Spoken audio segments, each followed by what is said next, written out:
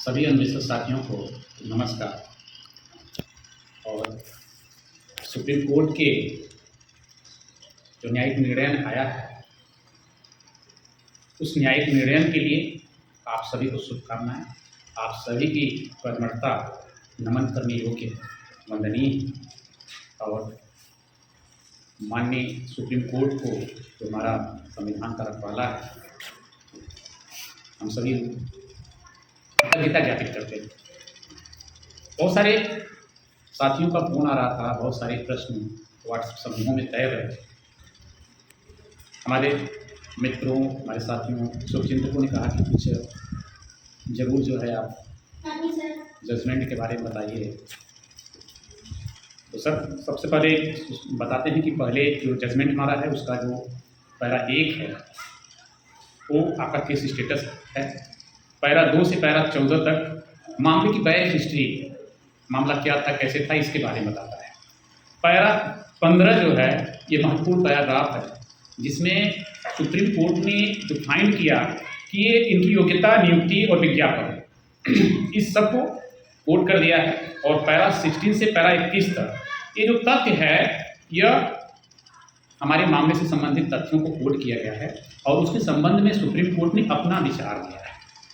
जो पैरा 22 है ये सुप्रीम कोर्ट को जो सुनवाई से प्राप्त तथ्य हैं और जो सुनवाई हुई है उसमें सुप्रीम कोर्ट ने अपने विचार दिए हैं, अपना व्यूज दिया है।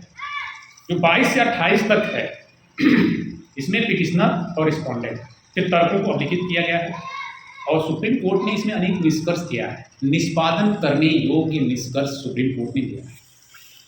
सुप्रीम कोर्ट ने जो सेक्शन 24 आईटी एक्ट का हवाला भी 22 से 28 पैराग्राफ में दिया है और इसी में सुप्रीम कोर्ट ने शिक्षकों को सम्मानित किया है।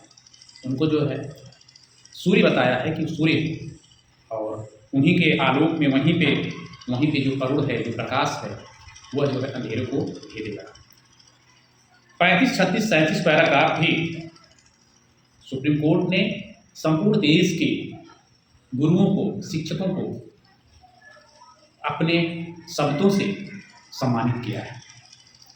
पैरा 44 और पैरा 45 और 46 में जो संविदा से उद्भूत जो तर्क हैं उसमें शामिल करके वेरी वेरी इंपॉर्टेंट पैराग्राफ है 39 से लेकर के 54 तक।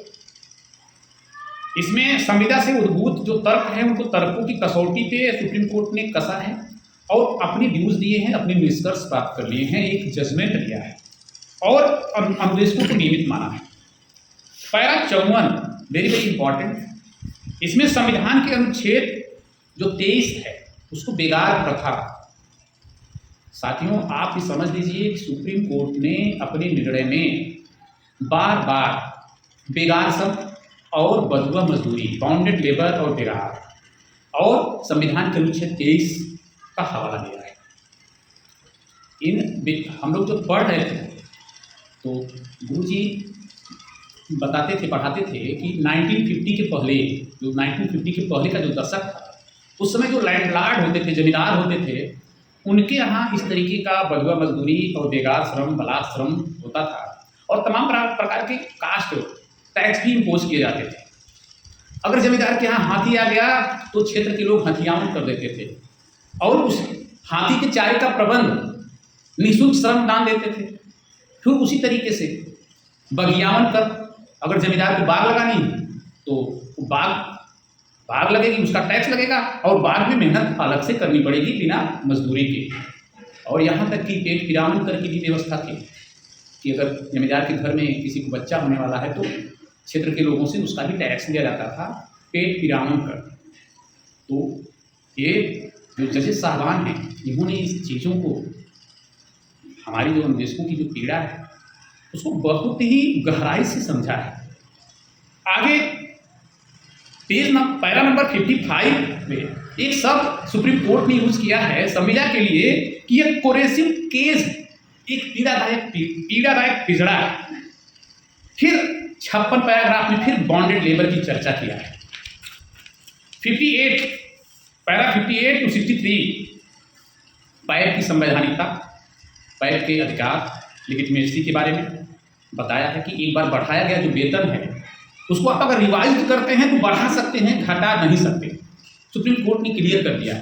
जो मुख्य प्रश्न था गवर्नमेंट सरकार के, स्टेट गवर्नमेंट के काउंटर में कि ये पैब की संवैधानिकता की जांच हो, पैब जो है एक कॉन्स्टिट्यूटरी बॉडी नहीं है,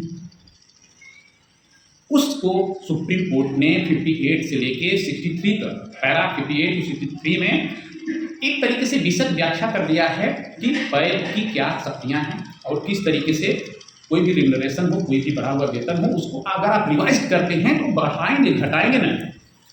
पैरा 64 बहुत ही इम्पोर्टेंट है। इसी विषय पे ढेर सारे हमारे साथी फोन करके, व्हाट्सएप मैसेज करके बहुत सारी जानकारी लेना चाह रहे थे।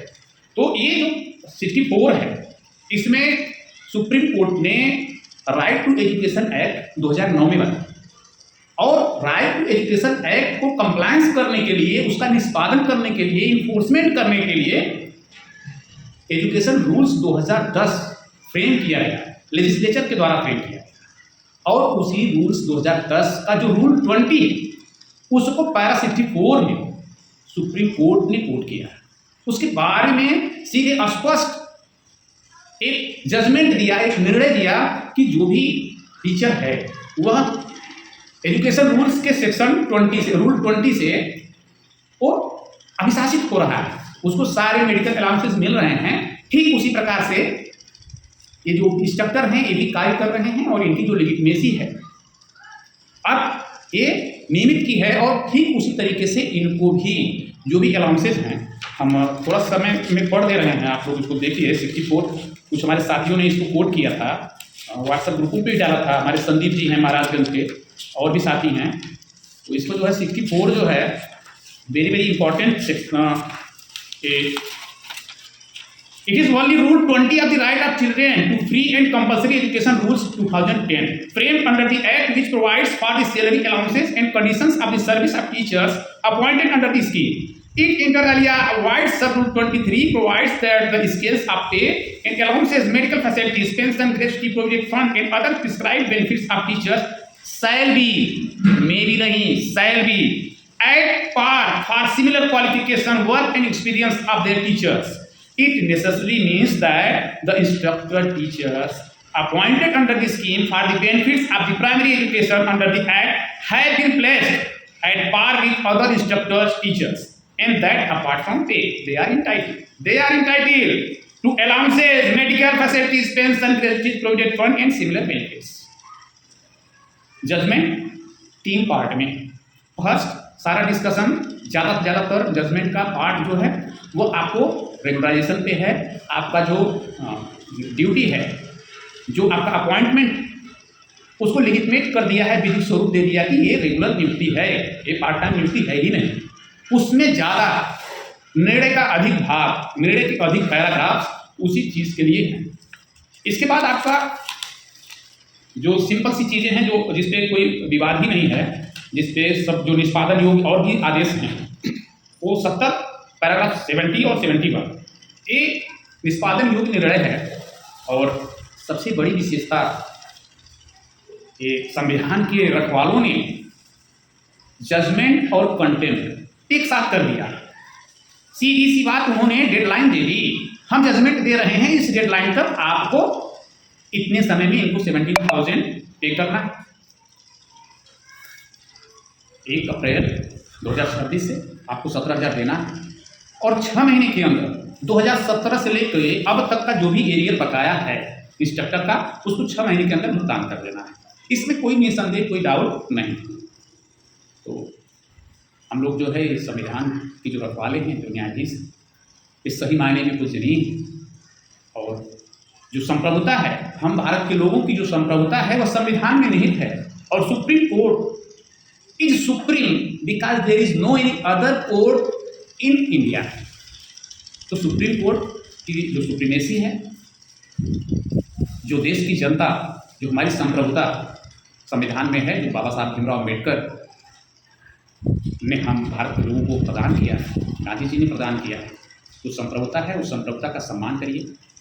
हे साथियों, आपको माइलस्टोन जजमेंट मिला है, तो माइलस्टोन दायित्व भी मिला है। आप अभी पीड़ा में थे, आपकी पीड़ा पे जजमेंट से कुछ स्नेह लेप जरूर लगा है। आपकी कर्मठता, आपकी जो निष्काम कर्म है वह निर्विवाद, उसमें कोई विवाद नहीं। सुप्रीम कोर्ट ने आपके इस केस के माध्यम से संपूर्ण देश के गुरुओं को नमन किया है, तो आपका दायित्व भी बढ़ जाता है। आपका जो दायित्व है वो और विस्तृत हो गया। अभी तक आप एकदम कर्मठता से आप पूरा कार्य करते थे, सब कुछ देखते थे। आपने बेसिक शिक्षा परिषद को अनेक बुलंदियों तक पहुंचाया है, चाहे बालिका शिक्षा हो, चाहे जो जूडो कराटे प्रशिक्षण, हर मामले में अब आपका अत्यंत विस्तृत कार्य क्षेत्र है।